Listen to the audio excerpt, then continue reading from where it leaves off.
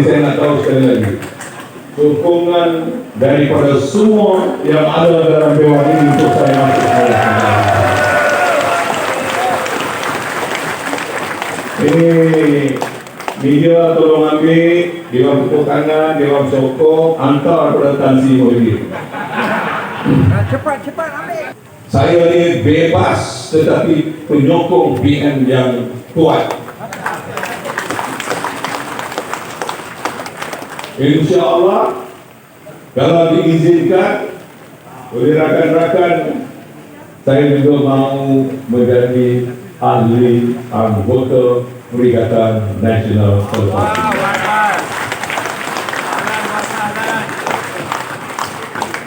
Yang tepuk tangan itu sokong supaya saya masuk semula sebagai ahli Perikatan Nasional.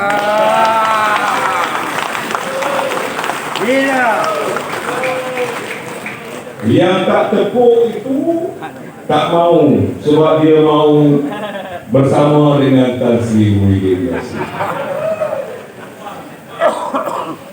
Jadi saya nak tahu sekali lagi, sokongan daripada semua yang ada dalam dewan ini untuk saya masuk ke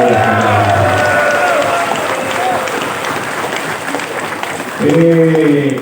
Media tolong ambil, Dewan Tepuk Tangan, Dewan Sokong, hantar kepada Tan Sri Muhyiddin. Cepat ambil. Sebab dia kata dia tak benarkan saya masuk menjadi ahli Perikatan Nasional. Mana boleh?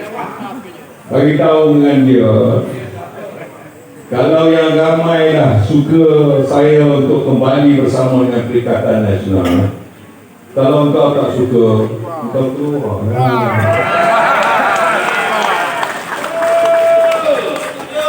Betul tak? Apa susah saya nak gaduh-gaduh buat apa? Saya nak masuk, engkau tak suka, engkau keluar lah. Itu dia.